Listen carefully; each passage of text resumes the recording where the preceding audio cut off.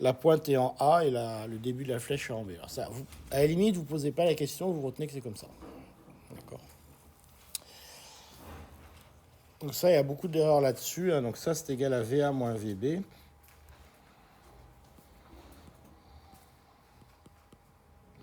Donc ça, il ne faut pas que vous vous trompiez, vous le retenez par cœur, je ne sais pas comment vous faites, enfin bon. Il faut savoir que la flèche se dessine comme ça.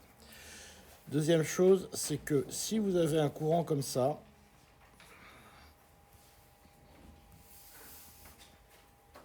vous avez effectivement, alors j'ai une résistance qui vaut R, hein, vous avez VAB qui est égal à RI. Ça, c'est la fameuse loi d'Ohm.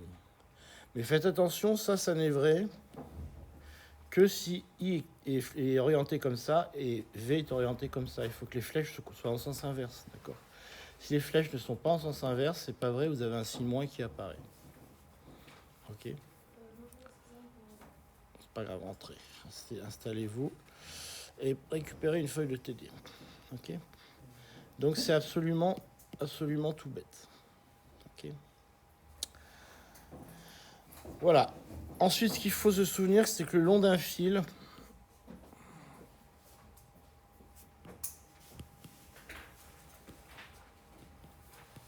le potentiel est constant.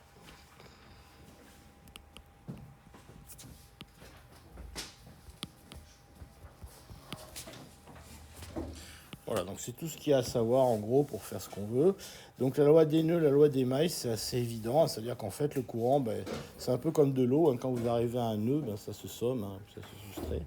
Donc le seul problème, c'est effectivement de se débrouiller pour avoir les signes qui vont bien. C'est un peu ça, le seul problème qu'il y a.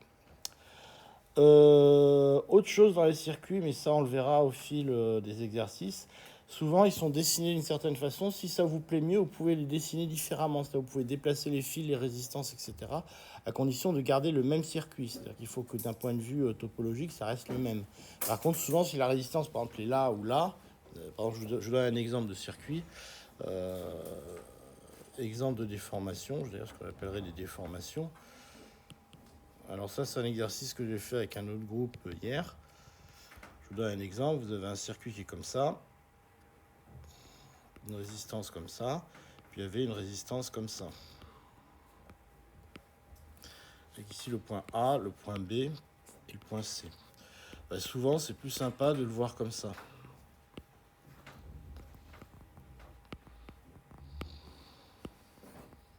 Ça paraît bête, mais souvent, visuellement, c'est plus facile de le voir comme ça. C'est strictement le même, si vous voulez.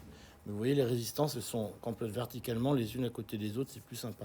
La seule chose à laquelle il faut faire attention quand vous faites ça, c'est bien de ramener le point B qui est bien au milieu des deux résistances. Il ne faut pas qu'il bouge au mauvais endroit. Vous voyez que c'est plus facile visuellement de faire ça comme ça que de faire ça avec une résistance comme ça. Ça vous permet c'est visuel, quoi. Ok ? Bien, donc on va commencer alors avec un exercice. Alors je vais vous dire lequel, s'il me reste un poli ici. Alors je vais déjà vous le redessiner, vous allez voir, ça va être... je vais vous faire une œuvre artistique. Alors je suis très nul en dessin et en écriture, hein, je vous le dis tout de suite. Mais là je vais essayer de vous le redessiner un tout petit peu différemment. Et je pense que ça va peut-être vous aider. D'accord ?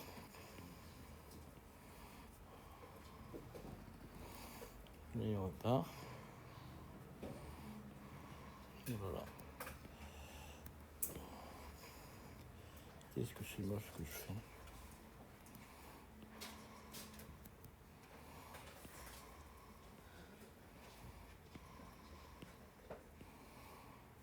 Oh là là, mais c'est pas possible de dessiner aussi mal alors. Vraiment, je vais le faire exprès un moment.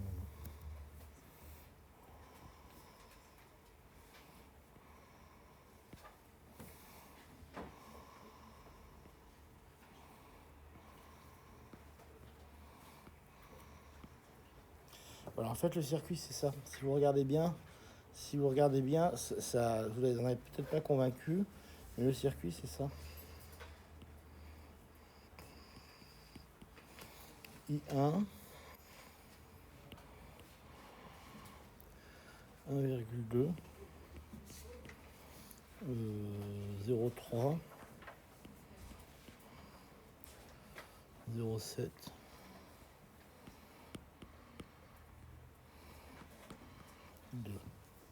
Le point A, il est là. D'accord? C'est exactement le même circuit qui est redessiné là. D'accord? Et le point B, il est là. Et le point C, il est là. Ok? Est-ce que vous réalisez que c'est bien le même circuit qui est dessiné là? Donc là, peut-être, alors je ne dis pas que c'est tellement mal dessiné que c'est pas évident, mais peut-être que ça vous aidera de le voir, si vous le dessinez vous dans votre coin bien, peut-être que ça vous aidera de le voir dessiner comme ça.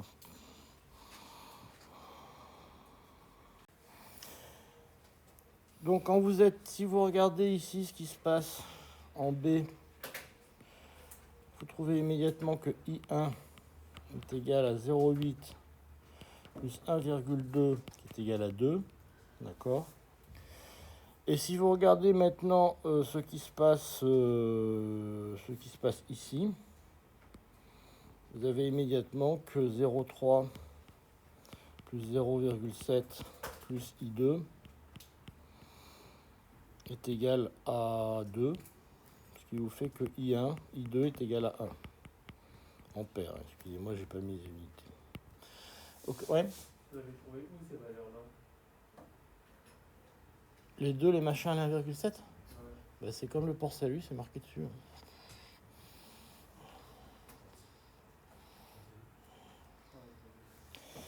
Donc ce qu'il faut retenir, c'est qu'en général, je pense, alors je sais pas, ça c'est très personnel, hein, mais dans mon cas c'est vrai, c'est plus facile de raisonner là-dessus que sur le schéma qu'il vous donne dans le poly.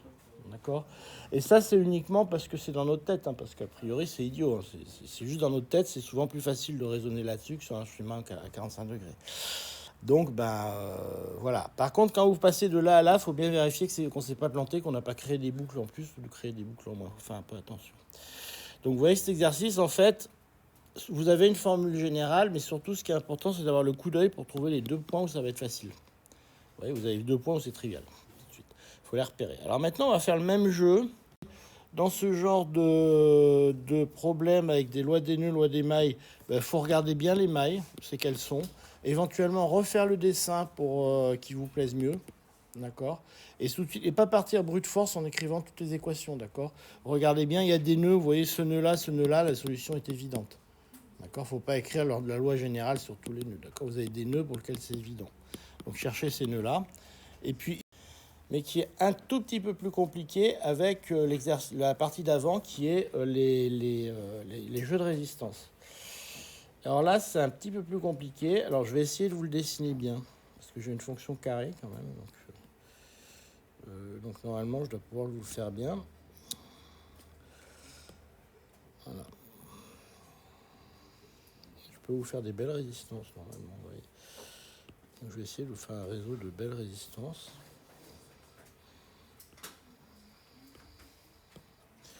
Alors ce qui est compliqué quand vous avez des réseaux de résistance comme ça, c'est qu'en fait, il faut trouver des rayons, des cercles dans lesquels vous allez comprendre à peu près le potentiel. Donc je vais vous montrer juste avec 3 résistances, avec une boucle, je vais vous montrer le jeu, puis après vous allez vous débrouiller pour continuer. Bon, elles ne seront pas toutes pareilles, mes résistances, mais bon, c'est pas très grave.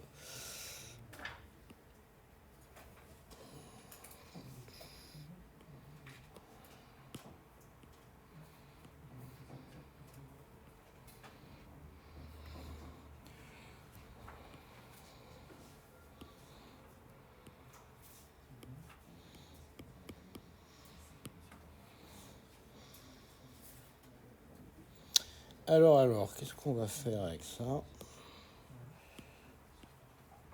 J'ai une résistance, il m'en faut, c'est tout ce que j'ai, 1, 2, 3, 4, voilà, c'est bon.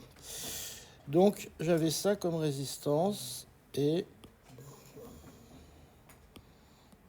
j'ai des fils qui les relient. Donc ça, je suis en train de représenter la partie gauche de mon truc, vous avez remarqué, c'est la partie gauche de mon réseau. Puis il y a des choses à droite, hein. Bon, on va s'en passer. Donc là, c'est A. Là, c'est A. Là, c'est C. Là, c'est B. là c'est E. C'est tout ce qu'ils vous donnent. Là, ils vous disent qu'il y a 3 volts. Là, ils vous disent qu'il y a 8 volts.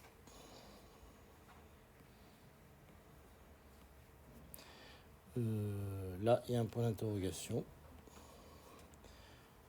Là, ils vous disent qu'il y a 6 volts. Et là, il y a un point d'interrogation. Alors, je vais vous faire le premier pour vous montrer comment ça peut se passer. Alors, la première chose, quand on a un circuit comme ça, c'est qu'il faut regarder des boucles où a priori ça va bien se passer. Alors, pour ça, vous regardez bien votre truc et vous avez un exemple qui vous saute aux yeux, c'est cette boucle-là. Alors, pourquoi cette boucle elle est sympathique? C'est parce que qu'est-ce que vous pensez du potentiel ici et ici? Le long de ce fil, le potentiel, il est comment?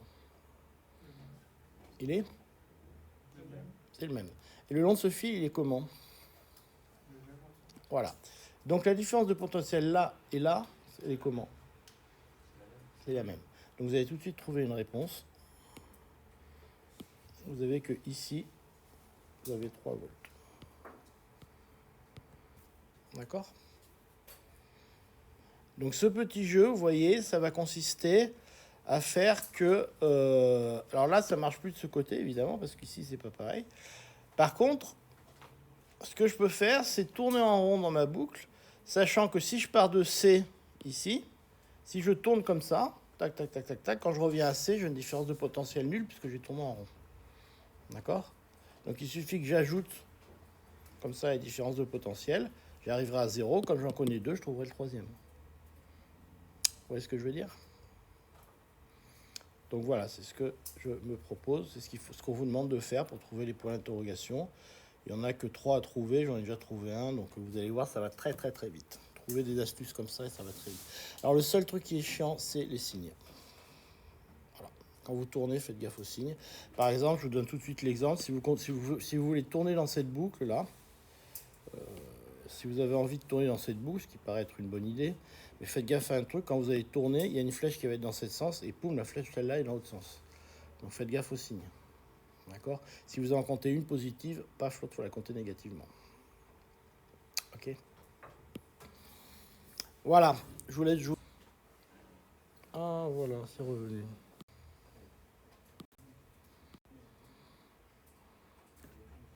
Qu'est-ce qu'il me raconte, lui? Voilà. Donc, une fois qu'on en est là, ce qu'on peut faire simplement, c'est tirer le VEB qui nous intéresse. Donc, vous avez simplement que VEB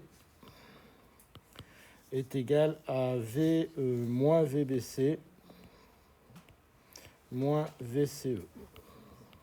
Alors, c'est là où il faut faire attention aux signes, parce que VBC, c'est égal à moins 6 volts. Par contre, VCE, vous voyez comme il est défini, vous avez VEC, comme c'est défini, VEC est égal à 8 volts, mais VCE est égal, est égal à moins 8 volts du coup. D'accord? Donc ça vous fait plus 8 volts comme il y a un signe moins. Est-ce que vous voyez ce que je veux dire? C'est-à-dire si vous regardez, VCE, c'est la flèche, elle va dans ce sens-là. D'accord? Est-ce que c'est clair pour tout le monde? Donc VCE est égal à moins 8 volts, et comme j'ai un signe moins, ça me fait plus 8 volts. Donc au total, j'ai VEB qui est égal à 2 volts.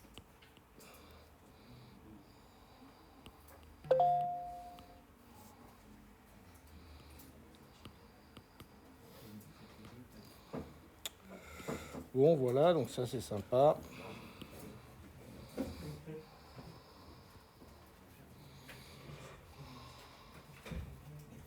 Donc là, j'ai 2 volts. Oui. Oui. Est-ce que VEB et VBE sont les mêmes? Non, elles sont inversées. Donc justement, là, ils vous demandent pas, ils vous disent pas laquelle ils veulent, hein, donc c'est l'un des deux. Hein. Ils ont dit UBE. Ils vous disent quoi? Ils vous disent ben oui, donc c'est l'inverse. J'ai calculé VEB, donc c'est l'inverse, effectivement. Vous avez raison. Il nous reste quoi à faire? Il nous reste VFD et puis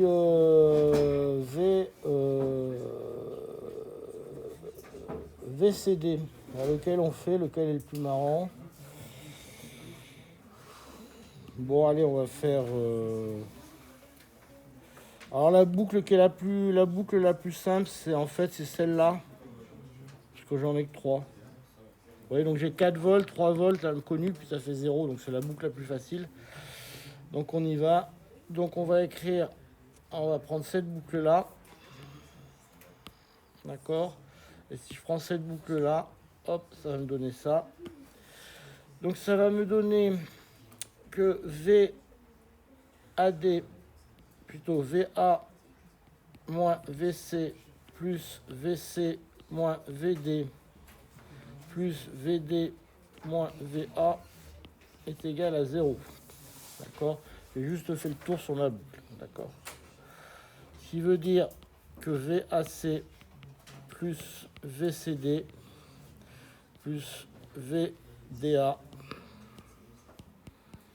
est égal à 0. Et nous, il nous demande VCD. D'accord? Donc on a simplement VCD est égal à moins VAC moins VDA. Et alors là, il faut regarder ce que ça raconte. Alors VAC, c'est moins VCA. Alors VAC, on avait trouvé ce que ça vaut tout à l'heure. VCA, ça vaut 3 volts. Donc VAC, ça vaut moins 3 volts. D'accord? Puisqu'on a, si vous regardez, ici on a VCA, ça vaut 3 volts. Donc VAC, ça vaut moins 3 volts. Et VDA, donc VDA, c'est celui-là, il vaut VDA, c'est la flèche inverse à celle-là. Donc ça vaut moins 4 volts aussi. Donc ça vaut moins 4 volts. Et vous trouvez au total, moins par moins, ça fait plus, donc ça vous fait 3 volts. 3 volts plus 4 volts, ça vous fait 7 volts.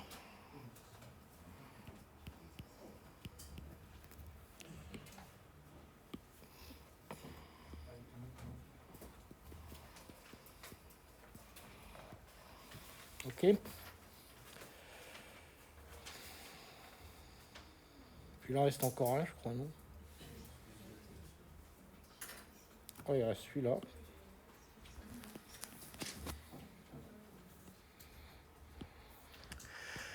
Il reste celui-là. Alors celui-là, on va le faire comment pour faire le plus simple?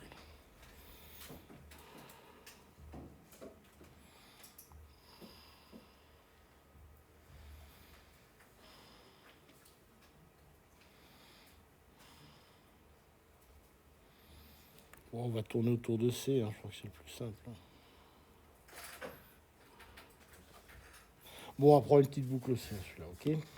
Donc pour trouver le dernier, on va prendre une boucle comme ça. D'accord? Alors, vous voyez, le seul truc qui est chiant dans ce truc-là, c'est de ne pas se planter de signe. C'est-à-dire que vous voyez que vous avez par exemple VAC. Vous voyez que VAC, nous, ce qu'on avait ici, c'est VCA, parce que la flèche est orientée dans ce sens. Hein, donc VAC, c'est bien moins 3 volts.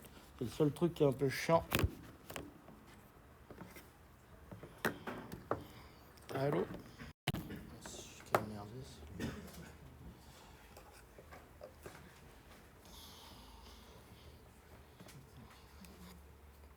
Voilà. Le seul truc qui est chiant, c'est de ne pas se tromper de signe parce qu'on avait VCA ici qui vaut 3 volts. Donc moi, comme j'ai VAC ici, c'est bien à moins 3 volts qui apparaît. Faire un peu attention à ça. Donc le dernier, on va le faire de la même façon, hein, c'est-à-dire on va le faire avec cette boucle-là. Hop. Alors je vous laisse faire tout ça. Vous avez ici VFD, VF moins VD, plus VD, moins VC, plus VC, moins VB, plus VB, moins VF est égal à 0. Donc vous obtenez ici que VFD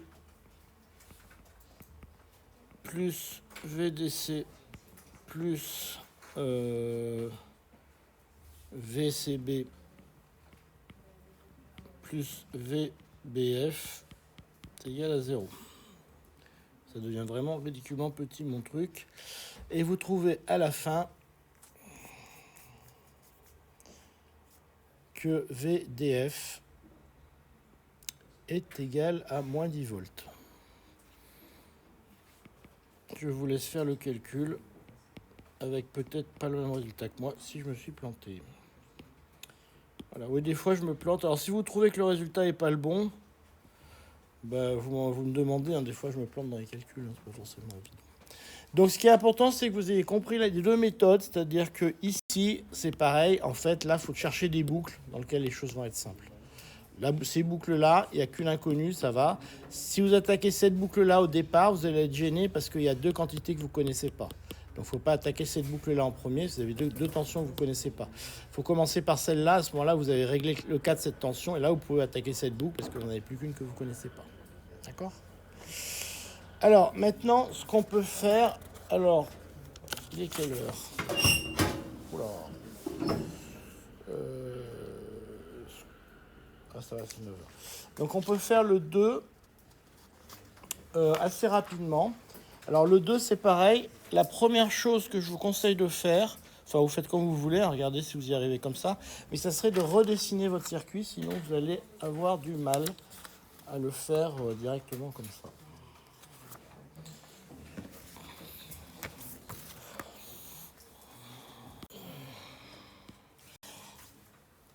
Bien, donc alors cet exercice, le K2 là, donc il porte sur les lois de Kirchhoff à nouveau. Donc c'est un peu le même problème que tout à l'heure. Le seul truc qui est difficile, c'est simplement de trouver V1. Et comme je vous l'ai montré, ça revient simplement à redessiner un peu le schéma. Donc je vais vous refaire le schéma quand même vite fait. Donc ici, vous avez un point d'interrogation. Ici, vous avez un V1. Ici, vous avez un moins et puis un plus. Là, ça continue comme ça. Là, vous avez V2. Là, vous avez un générateur. Là, vous avez un A1.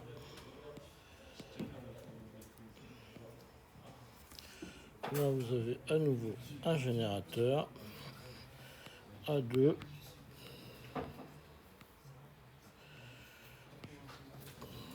Puis là, vous avez ici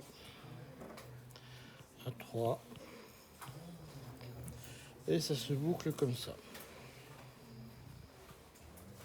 Alors, je vous dis toujours de faire des dessins. Alors, il y en a qui ne veulent pas en faire. Bon, bah, s'ils ne veulent pas en faire, ils n'en feront pas. Hein. Mais en général, vous verrez que les dessins, c'est un truc qui est vachement important en physique et que tout part des dessins.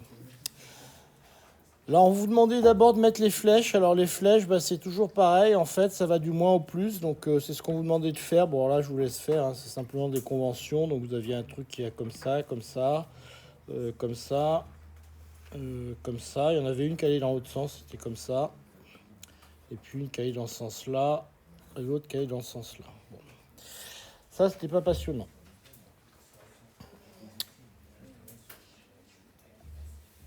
Alors,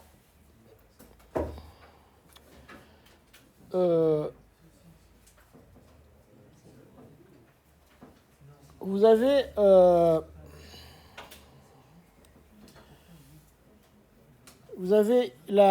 vous demandait les valeurs de V1, de l'ampèremètre A3 et de l'ampèremètre A1. Alors, on va commencer par regarder l'ampèremètre A3, d'accord ? Et on va utiliser simplement la loi des mailles, ici, d'accord ?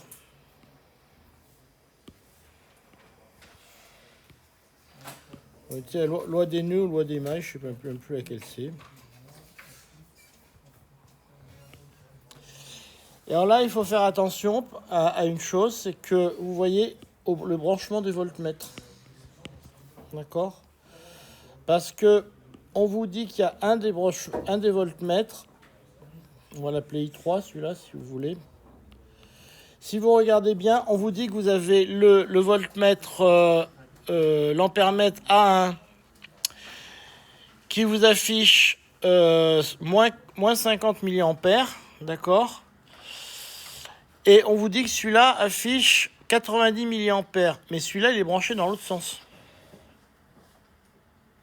D'accord? Donc en fait, si vous regardez la loi des mailles ici, vous avez un voltmètre qui vous arrive ici avec moins 50 milliampères et l'autre qui arrive ici avec moins 90 milliampères. D'accord? Dans ce schéma-là. Donc la loi des mailles vous dit en fait que vous avez ici moins 50 milliampères, moins 80... Ouais. Pourquoi vous avez mis la flèche dans l'autre sens pour A2? Ben parce que si vous regardez sur votre schéma, les moins et les plus sont inversés.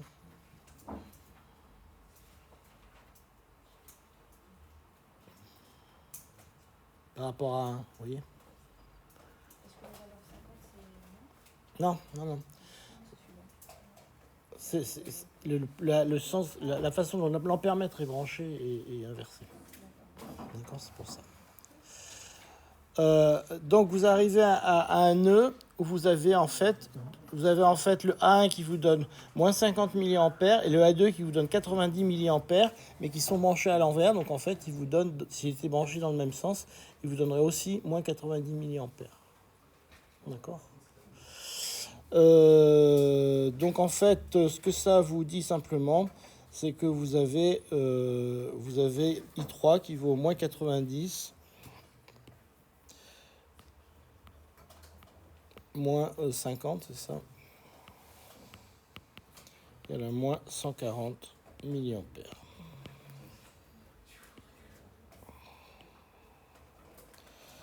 Ça, c'est la première réponse.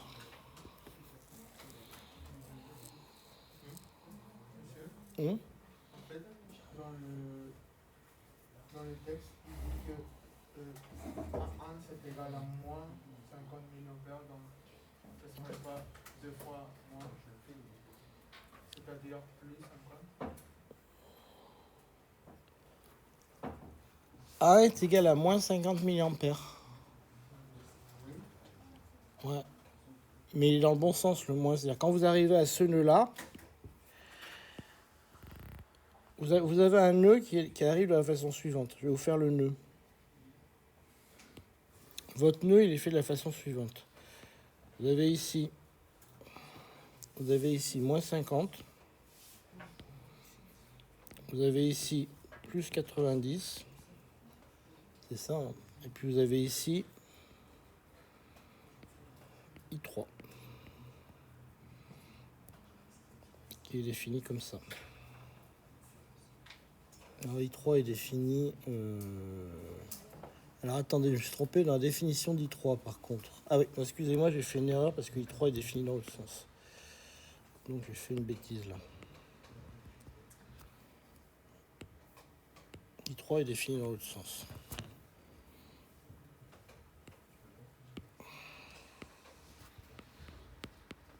I3 est défini comme ça. Donc en fait, il suffit de regarder où sont vos nœuds. Ici. Et vous avez que I3 est égal à moins 50 plus 90. D'accord? Vous avez la somme des nœuds qui arrivent là. D'accord? Donc vous regardez ce qui rentre est égal à ce qui sort. D'accord? Mais il faut faire attention qu'en fait, vous rentrez quelque chose de négatif ici. D'accord? Alors c'est ça qui est compliqué, c'est que rentrer quelque chose de négatif, ça revient à sortir quelque chose de positif. Ok? Donc c'est ça qui est un petit peu compliqué dans ce truc-là. Donc vous retrouvez finalement ici, alors là j'ai fait une faute de signe juste avant, effectivement. Donc vous trouvez que I3 est égal à moins 50. I3 est égal à moins 50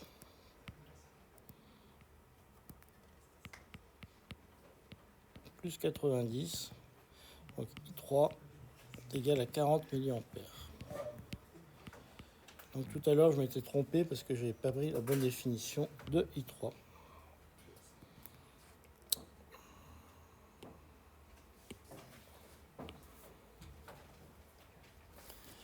Voilà. Monsieur, comment on sait qu'I3 il est dans Parce qu'ils ont défini dans A3, si vous regardez, vous avez un petit plus, un petit moins dans le schéma. C'est pour ça que j'avais pas fait gaffe, tout à l'heure j'ai mis dans le mauvais sens. J'ai pas fait gaffe aux petites flèches.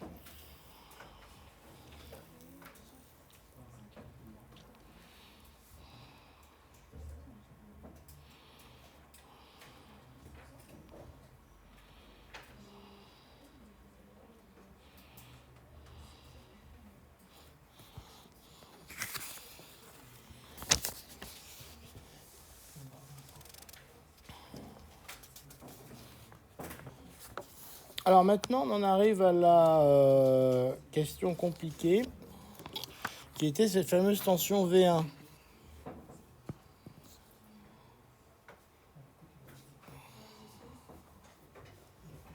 Ouais. Ce sont I3 et I1 qui sont entrants dans ce mouvement. Alors, en fait, Ce sont I3 et I1 qui sont entrants dans le mouvement. bah, I1 et... Ouais, c'est ça, c'est là que vous avez... alors, je regarde, c'est I1, c'est celui qui rentre dans ce compte-là, et I1, il fait moins 50 milliampères, et I2, ça fait moins 4, plus 90. Donc, c'est I1 et I2 qui sont comme ça. C'est comme ça.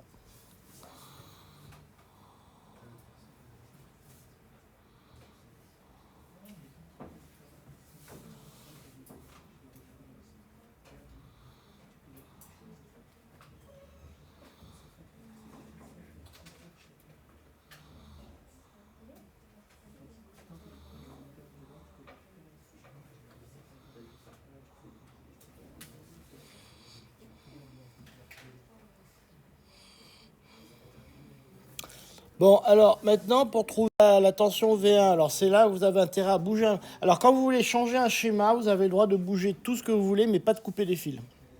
D'accord? Et pas de changer l'ordre des éléments. Par contre, vous avez le droit de faire tout ce que vous voulez autrement. Donc celui-là, ce que je proposais de faire, c'était de faire la chose suivante. De garder V2. De garder ici ça. Bon, ça, on n'y touche pas en fait.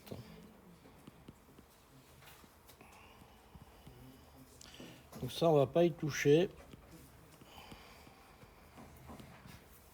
Par contre, on va déplacer tout ça ici.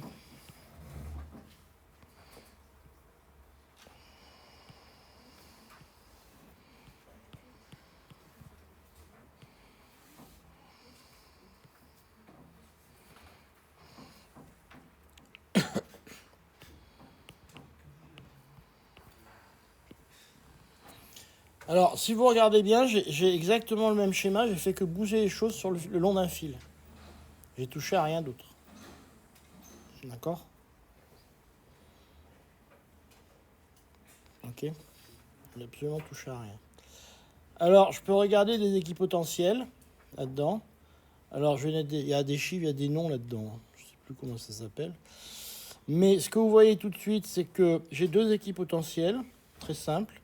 C'est que j'ai d'abord ce potentiel-là, qui est le même que ce potentiel-là. D'accord? Et comme A3, c'est un ampèremètre, donc il a une impédance interne nulle, ce potentiel-là est le même que ce potentiel-là. D'accord? Et donc j'ai de façon évidente que V1 est égal à V2.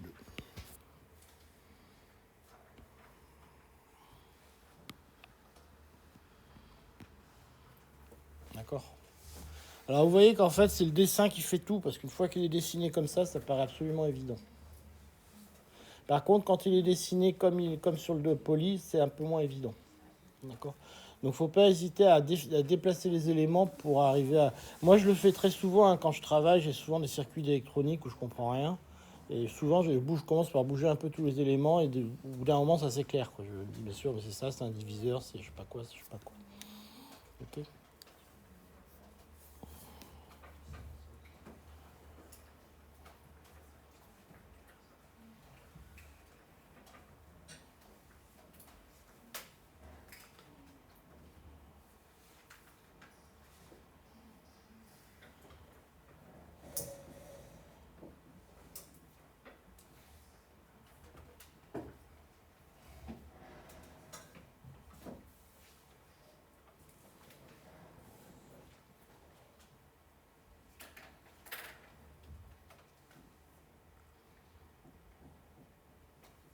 Alors, à votre avis, le dipôle point d'interrogation, c'est un récepteur ou un générateur?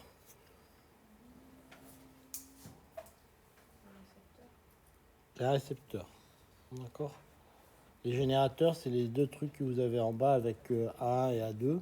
D'accord. Et celui que vous avez là, c'est le récepteur. En fait. Ok. Est-ce qu'on peut brancher un générateur, enfin un voltmètre comme ça, avec un générateur à la place de l'interrogation?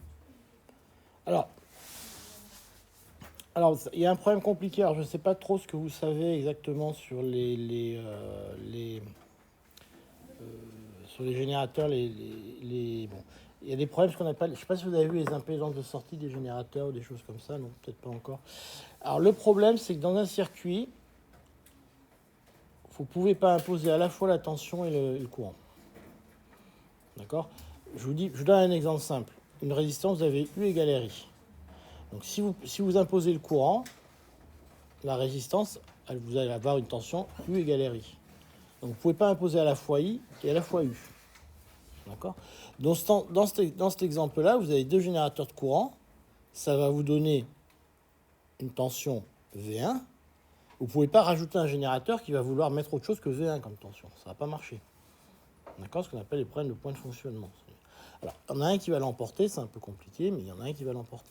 Donc, vous ne pouvez pas avoir des générateurs à l'infini. D'accord. Vous pouvez en avoir plusieurs, mais il faut que ça soit bien pensé. Il faut que ça soit... Pas dans le cas général, vous ne pouvez pas. D'accord. Si vos impédances sont bien pensées, vous pouvez éventuellement en mettre plusieurs, mais dans le cas général, non. Vous ne pouvez pas imposer tout comme vous voulez.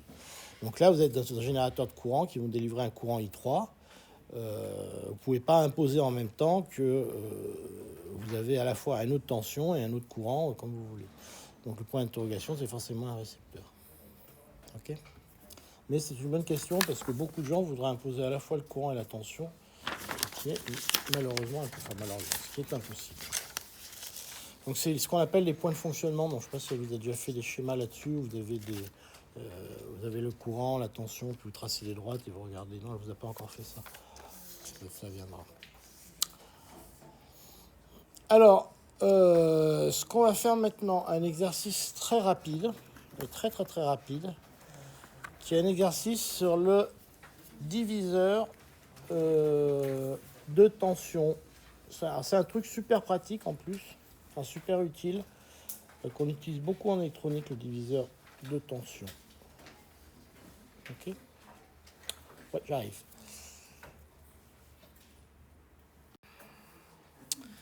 Alors, le diviseur de tension.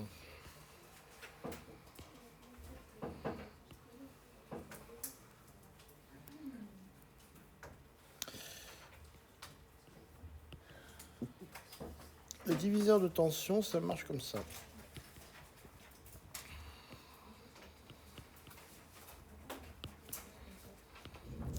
Vous mettez une source de tension qu'on va considérer comme idéale, d'accord ? Et puis vous allez la boucler sur une résistance fixe.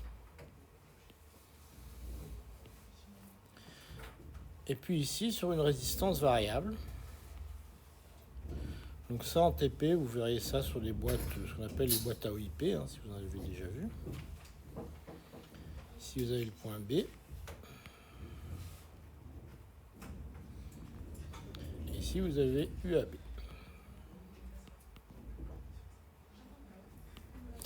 Alors, le premier truc simple que vous pouvez, ma foi, calculer, c'est simplement le courant I. Alors, le courant I, c'est vraiment pas compliqué, parce que si vous calculez le courant I, vous pouvez écrire que I, c'est égal à U, si on appelle ça U, c'est égal à U divisé par petit r plus grand R.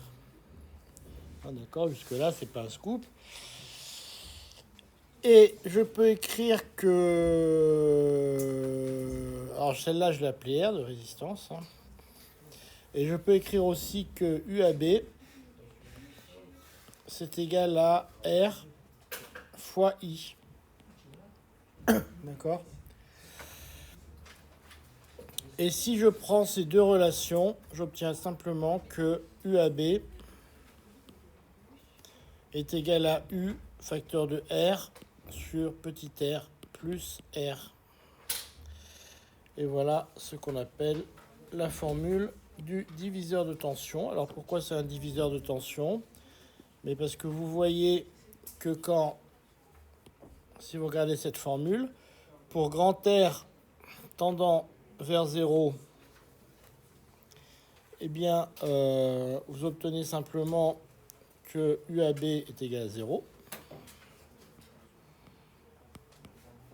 C'est normal parce que pour grand R tendant vers 0, vous retrouvez à mesurer la tension le long d'un fil qui vaut 0. Pour R tendant vers l'infini, vous avez UAB qui tend vers U. D'accord ?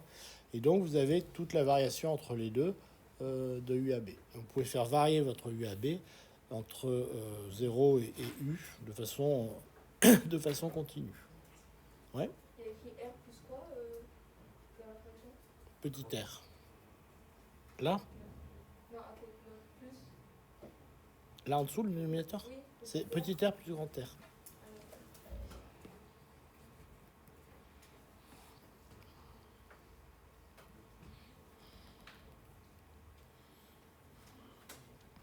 Alors, vous avez un cas intermédiaire qui est quand même intéressant. C'est dans le cas où vous avez grand R, vous avez, grand R,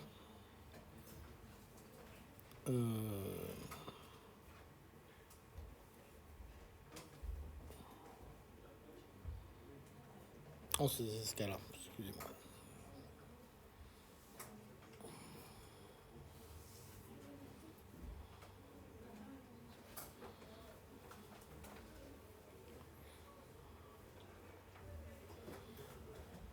Voilà, donc ça c'est un truc extrêmement utilisé en électronique pour faire un diviseur. Alors,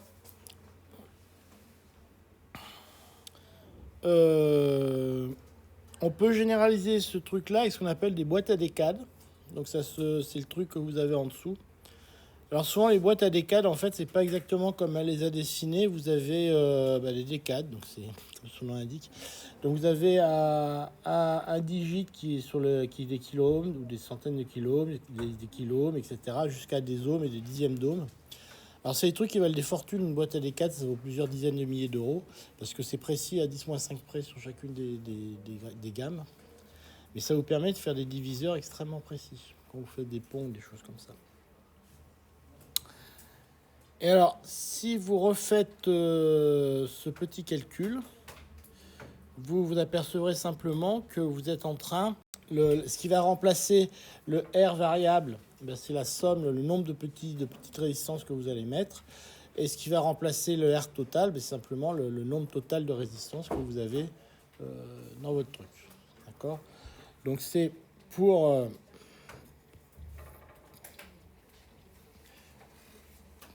une boîte à décades.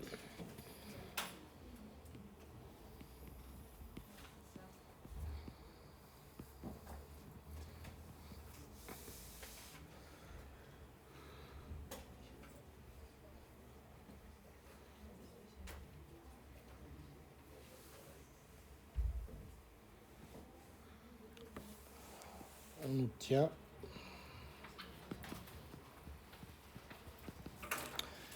donc la résistance, le courant, c'est V divisé par la résistance totale, d'accord, avec R qui est égal à N fois petit r.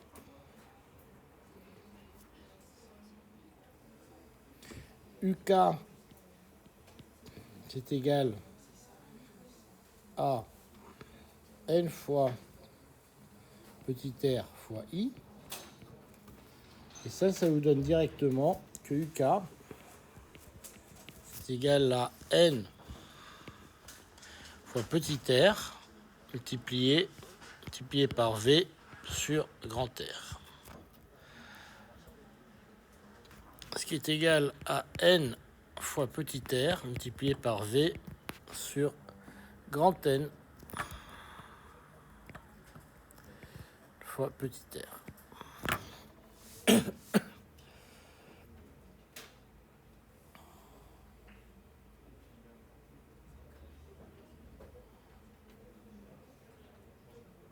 Excusez-moi, vous avez écrit quoi à la fin Plus V sur quoi V sur grand N fois petit r. D'accord. Ça, c'est le nom grand N, c'est le nombre total de boîtes. D'accord. Et vous obtenez cette formule magique qui est que UK c'est égal à V fois petit n sur grand N. Où petit n est le nombre total, enfin, petit n est le nombre de boîtes au banc duquel vous allez prendre votre tension, et grand N est le nombre total de boîtes qu'il y a dans votre boîte à décade.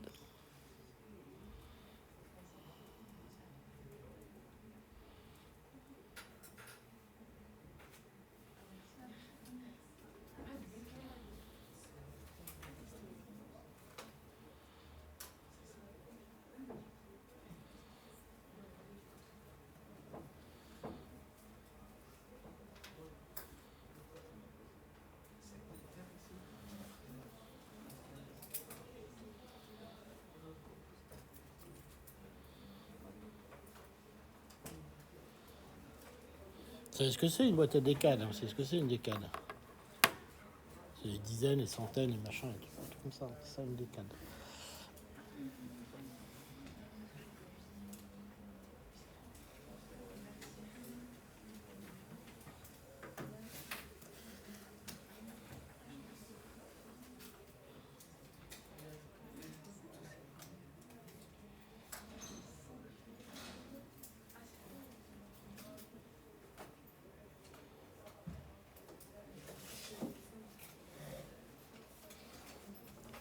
C'est bon? Donc je vous invite à refaire ces exos chez vous, hein, puis si vous n'y arrivez pas, vous me demandez la prochaine fois. D'accord? Voilà. Donc je vous enverrai ces transparents, ou je sais pas si vous avez un Moodle ou un Chamilo, je sais pas comment ça se passe. Donc j'essaierai de trouver une solution pour vous envoyer ça. Ok?